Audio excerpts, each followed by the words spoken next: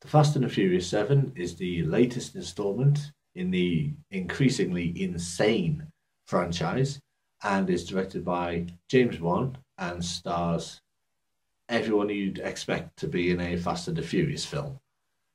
Vin Diesel, Paul Walker, The Rock, Michelle Rodriguez, Jordana Brewster, Ludacris, Tyrese Gibson, et al.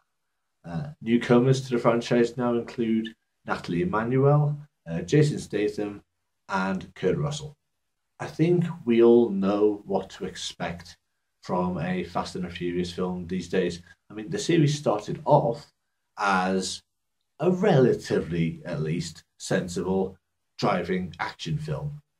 Now, however, this isn't so much a leave your brain at the door film.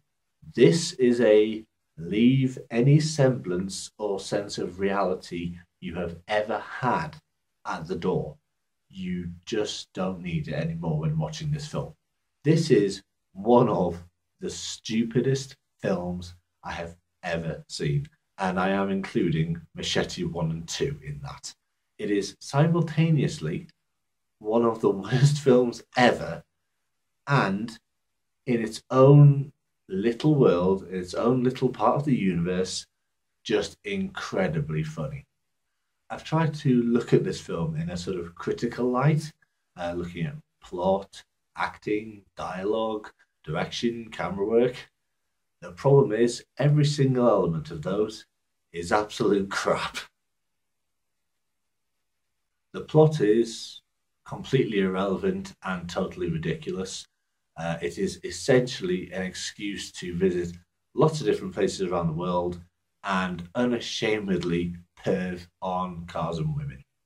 In a nutshell, Deckard Shaw, bad guy, big brother of last bad guy, special ops, really hard to find, and that gives us an excuse to have a somewhat convoluted plan revolving around the God's Eye and find him and take him out. You don't need to know more than that, and let's be honest, no one actually cares.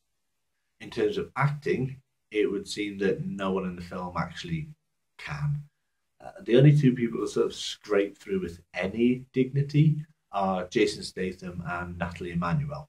That's because Jason Statham doesn't have to say anything. He's got about 10 lines of dialogue in the whole bloody film. Instead, he just gets to look moody and fight people. And that's what Jason Statham's good at.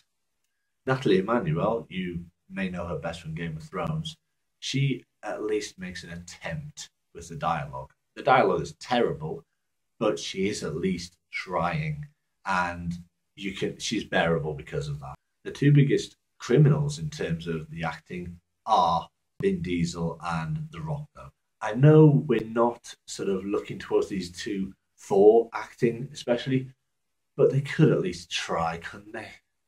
The Rock is just not even attempting to be a believable character in this film anymore. Even lines he has that aren't cheesy, and there aren't many, he manages to make cheesy, which really doesn't help.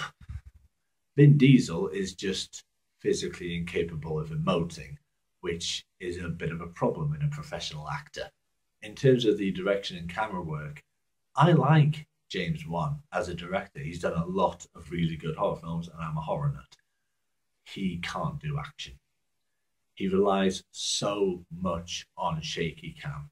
And some directors are able to do shaky cam, and I understand the use of shaky cam. I'm not a fan of it, but I understand its usage. James Wan can't use it. Every scene he does involving shaky cam, and there are a lot of them, it becomes a complete mess. And you just cannot tell what is happening. People will say you should just enjoy this film for what it is. It's stupid, it's fun, just watch the explosions. But when a film is this stupid and this bad, that becomes difficult. This film jumps the shark, and I really hate that phrase, but I can't think of a better one to use at the moment, frankly. It jumps the shark within about half an hour, and the film's 2 hours and 20 minutes long. Why the hell is this film 2 hours and 20 minutes long, by the way? That is far too long for a film like this.